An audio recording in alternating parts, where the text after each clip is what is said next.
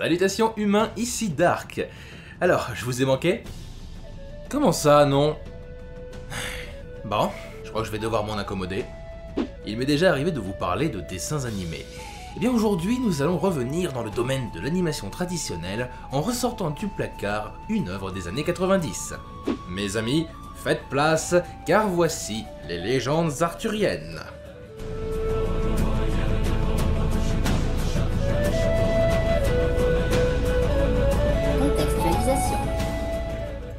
Excalibur l'épée magique, ou Quest for Camelot en version originale, réalisé par Frédéric Duchot, dont c'est le deuxième long métrage, est le premier film d'animation 100% original produit par la Warner seule, et plus précisément par son studio dédié, Warner Bros Animation.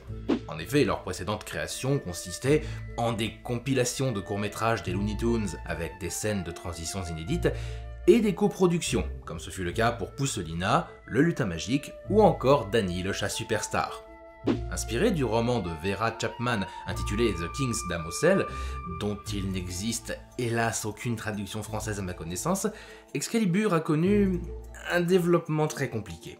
Révélé en mai 1995 sous le titre The Quest for the Grail, le projet n'a eu de cesse d'être chamboulé. D'abord, fin 1995, une partie des animateurs a été réquisitionnée pour que Space Jam, le film avec Michael Jordan et les Looney Tunes, soit terminé dans les temps.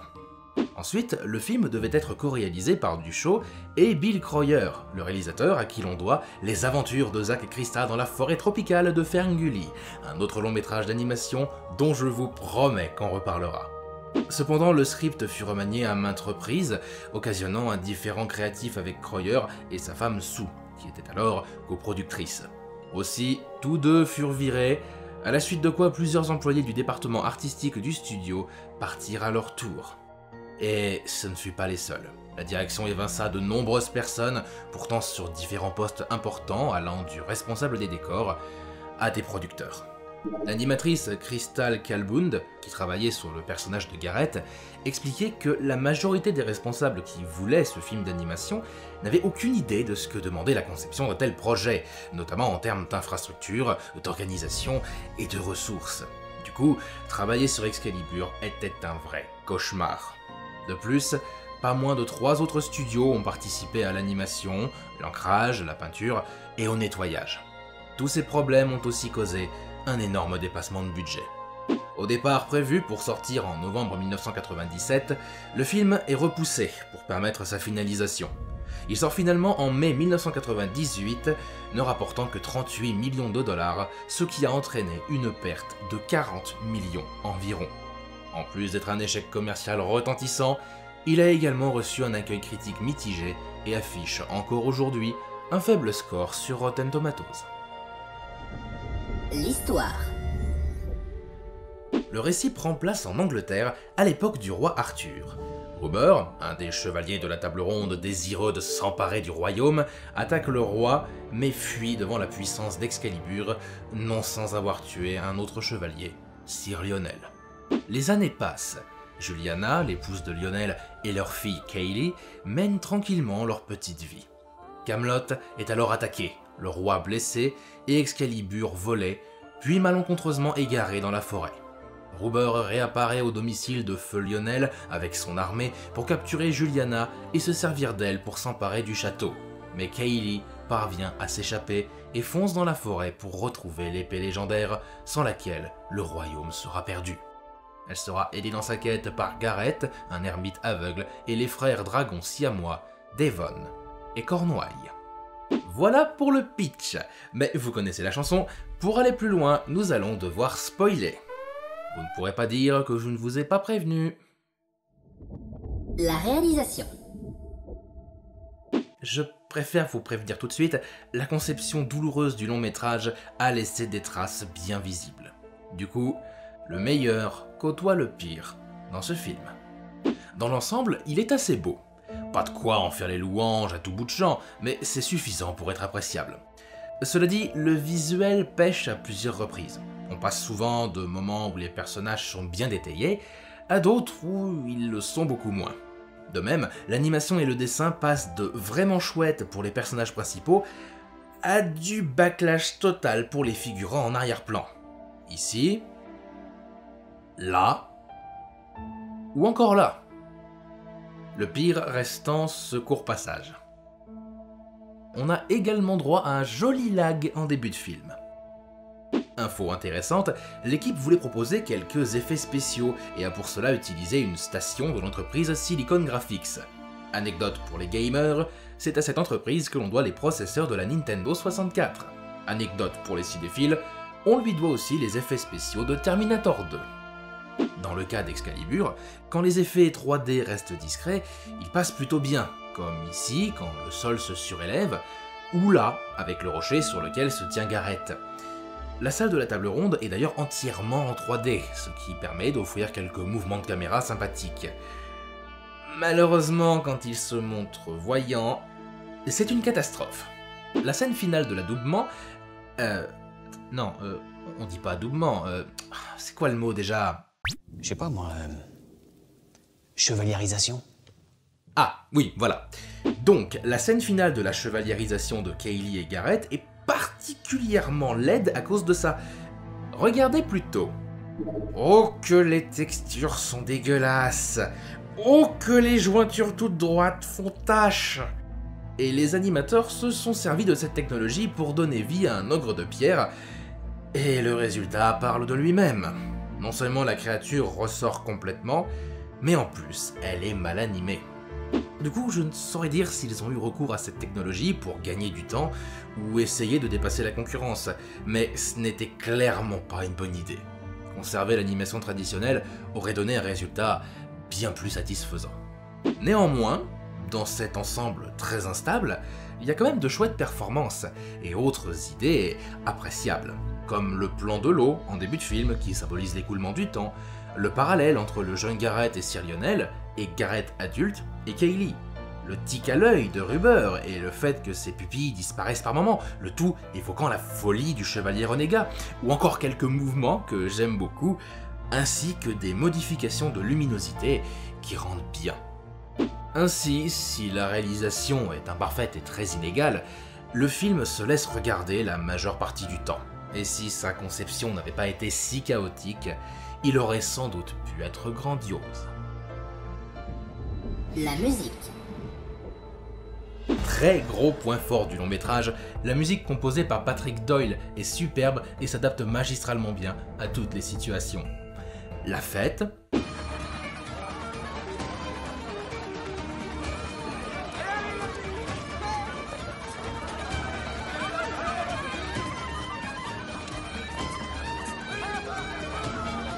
l'attaque,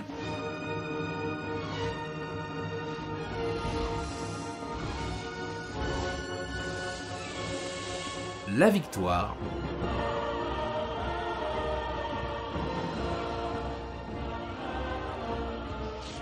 mais ce n'est pas tout. Car dans les années 90, Disney est en plein dans son second âge d'or et son influence touche tous les studios. Aussi, Excalibur s'inspire des productions de la firme aux grandes oreilles et prend la forme d'une comédie musicale, ce qui implique plusieurs chansons. Et là encore, c'est une totale réussite sur le plan musical.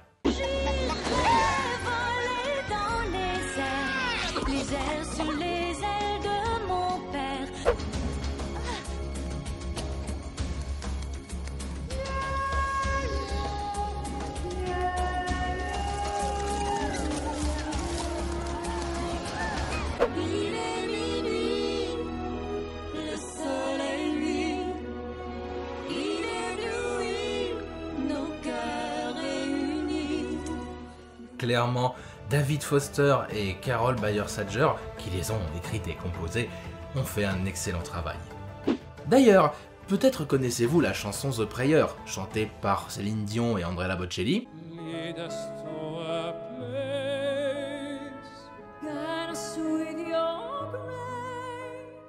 qui est une très belle chanson d'ailleurs, il faut quand même le souligner,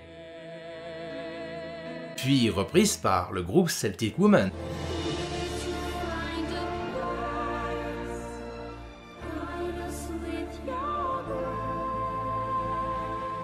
Magnifique, merveilleux. Si on pouvait épouser une chanson, je la demanderais en mariage.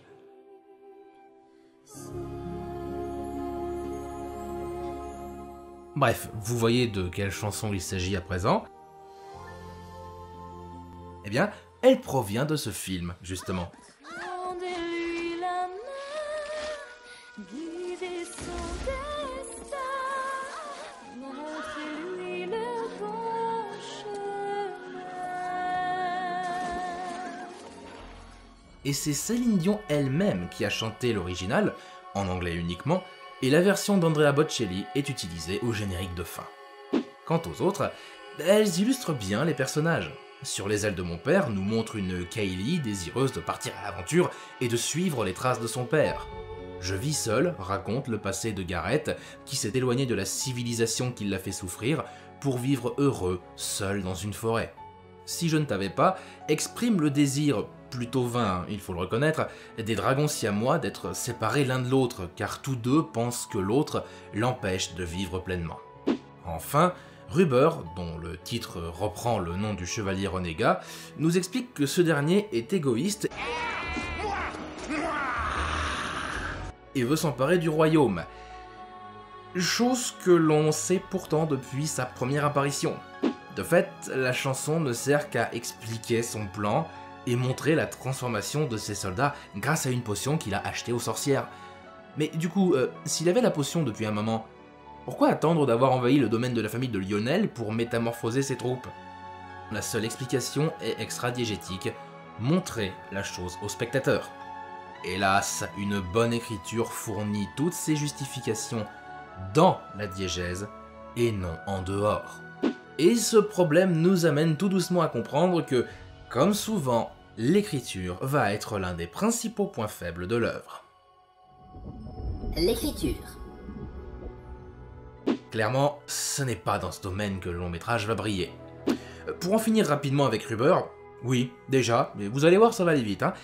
Il se résume au seul fait d'être méchant, car... Et il est égoïste et fou. Voilà. Eh ben c'est pas avec lui qu'on va trouver de la profondeur, hein. Les autres ne sont guère plus satisfaisants, cela dit, hein. Prenons Kaylee par exemple. Le film la présente comme le personnage principal, probablement pour mettre en scène une femme forte.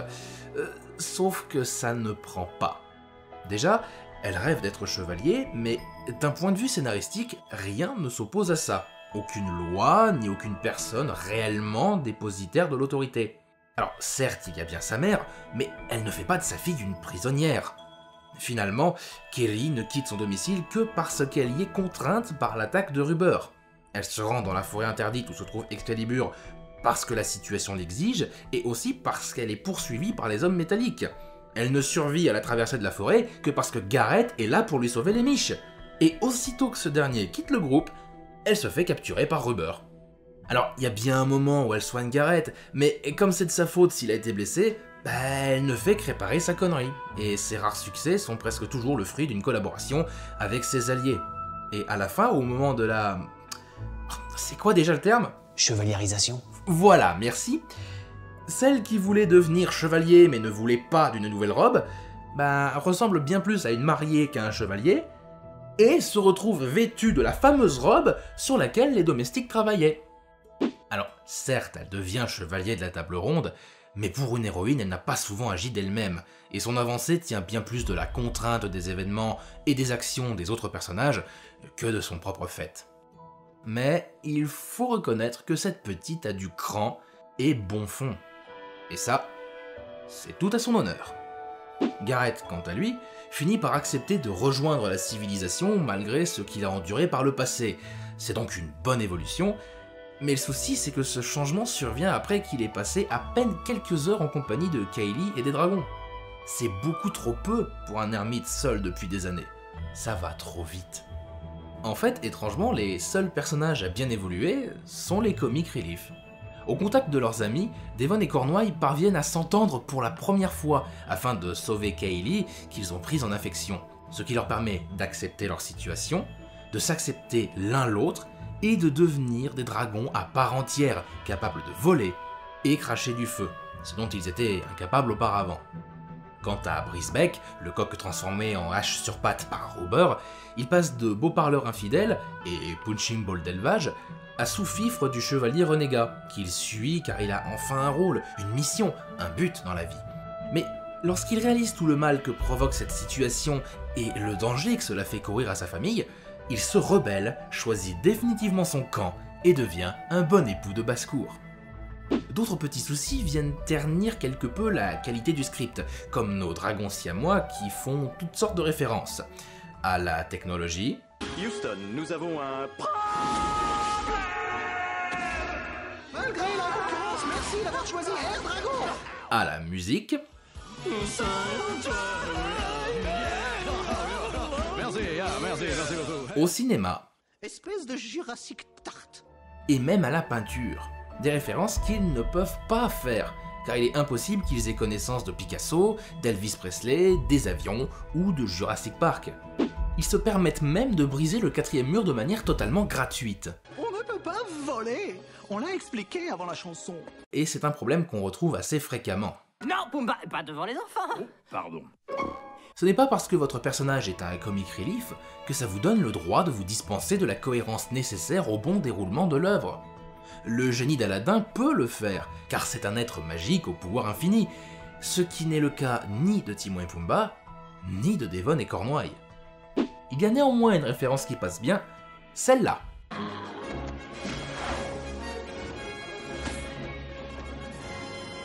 Accroche-toi, mon petit Zozio. Nos compères étant enfin devenus de vrais dragons capables de voler, le film convoque le thème de Superman. Et ça passe car cette référence, à l'inverse de toutes les autres, est extra-diégétique. Alors, il nous reste encore quelques curiosités, mais je me limiterai à 3 d'entre elles. La première est l'alerte donnée par les chevaliers pour prévenir le royaume de Bretagne qu'Excalibur a été volé. Je veux dire, c'est pas un peu dangereux de faire ça ? Privé de son épée légendaire, le roi Arthur est affaibli. N'importe qui de mal intentionné pourrait alors en profiter pour tenter de prendre le pouvoir. Pas très malin. En plus, tout le monde dans le royaume a l'air d'avoir entendu l'alerte.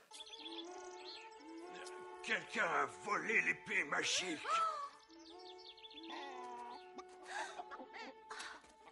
Sauf Gareth.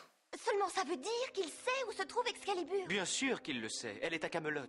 Sauf que, en plus d'être plus proche du château que Kaylee, qui elle a entendu l'alerte, il est aveugle, et donc a fait de son ouïe son sens le plus aiguisé. Très, très curieux. Ensuite, pourquoi Merlin n'utilise pas sa magie pour soigner le bras d'Arthur, qui a été blessé suite à l'attaque du Griffon? Autant c'est excellent symboliquement, un bras fort et valide étant une condition pour prétendre au trône, donc montrer le roi ainsi symbolise qu'il n'est plus en état de régner et que le royaume est dangereusement faible, mais du coup, on se retrouve avec une incohérence de plus. N'oubliez jamais que le symbolisme ne peut en aucun cas servir de justification pour le scénario, car les deux ne sont pas sur le même plan narratif. Le premier niveau de lecture doit toujours être cohérent par lui-même. Le symbolisme, quant à lui, vient s'y greffer pour former un deuxième niveau de lecture. Il doit être là pour l'enrichir, et non pour combler ses lacunes. Et enfin, il y a la pierre. Lorsque Ruber plante accidentellement Excalibur, avec laquelle il a fusionné, dans le rocher qui l'accueillait autrefois, une puissante magie se met à l'œuvre. Le coq et les hommes de Ruber guérissent des effets de la potion, le bras d'Arthur est soigné, et Devon et Cornouailles se séparent momentanément, avant qu'ils décident de retrouver leur aspect originel. Sauf que là encore, il y a incohérence. Si cette magie inverse les effets de la potion, pourquoi Ruber est-il désintégré au lieu d'être simplement séparé d'Excalibur? Et si cette magie guérit tout, y compris, désolé pour le viol linguistique, la siamoiserie des dragons, pourquoi Gareth est-il toujours aveugle? Le what the fuck est total. Cela dit, je comprends parfaitement la décision scénaristique qui consiste à ne pas soigner la cécité du jeune homme et à laisser Devon et Cornouailles fusionner à nouveau. Car dans la vie, ces choses-là ne se guérissent pas. On ne peut se défaire d'un handicap. Et si le film avait laissé ces personnages échapper à ces particularités, non seulement l'évolution des dragons aurait été cachée, rappelons que leur problématique consiste à s'accepter l'un l'autre, les séparer aurait donc été la pire idée possible, mais en plus cela aurait envoyé un message vicieux selon lequel on doit toujours espérer une rémission totale, chose qui ne saurait arriver. Autant vous dire que malgré les problèmes de logique que ça pose, je suis heureux que le long métrage ne soit pas tombé dans ce piège. Néanmoins, avant de conclure, j'aimerais clore cette partie sur des points positifs. Si l'on oublie les problèmes qu'elle a engendrés, l'idée de vaincre Ruber avec la pierre d'Excalibur est excellente, tout comme celle de baptiser les dragons avec les noms de 2 comtés de l'Angleterre et qui sont par ailleurs situés géographiquement côte à côte. C'est aussi très bien vu de laisser Lionel et sa fille Kaylee adresser la même phrase à Ruber. Je refuse de servir un imposteur. Jamais je ne servirai un usurpateur. Comme pour confirmer que non seulement le père continue de vivre à travers sa fille, mais aussi que cette dernière marche sur ses traces, comme elle le désirait. Et on ne peut qu'applaudir la volonté des créateurs de donner un rôle majeur à un aveugle. Si l'on prend les classiques d'animation Disney, qui sont actuellement au nombre de 58, combien d'entre eux comptent un handicapé parmi leurs personnages principaux? Je vous laisse faire le compte. Bref, tout ça pour dire que si le film souffre de nombreux problèmes d'écriture, il y a quand même bon nombre d'idées à sauver, ainsi qu'un travail sur la symbolique qu'il serait très intéressant d'étudier en profondeur. Conclusion. Excalibur l'épée magique a été créé dans la douleur, et malheureusement ça se voit. Il alterne entre le très bon et le médiocre. L'ensemble se montre donc assez maladroit, mais il réussit suffisamment de choses pour valoir le coup d'œil. Je vous encourage donc vivement à le découvrir ou le redécouvrir par vous-même pour vous faire votre propre avis. Anecdote vidéoludique, ce film a été adapté en jeu vidéo sur Game Boy Color en décembre 1998. Et le moins qu'on puisse dire, c'est qu'il aurait tout à fait sa place dans un épisode du Joueur du Grenier. Je vous recommande donc de l'éviter et de privilégier le long métrage d'animation. Ainsi s'achève cette vidéo. Ça me fait toujours plaisir de parler de dessins animés, et croyez bien qu'il m'en reste d'autres en réserve sur lesquels je reviendrai. Mais en attendant que je leur consacre un épisode, comment trouvez-vous Excalibur? Vous pouvez me le faire savoir dans les commentaires. Si la vidéo vous a plu, n'oubliez pas le like, le partage et l'abonnement pour soutenir la chaîne et ne rien manquer de mes prochaines productions. Vous pouvez aussi me rejoindre sur les réseaux sociaux, les liens sont dans la description. D'ici à ce qu'on se retrouve, je vous dis portez-vous bien et à très bientôt, humains.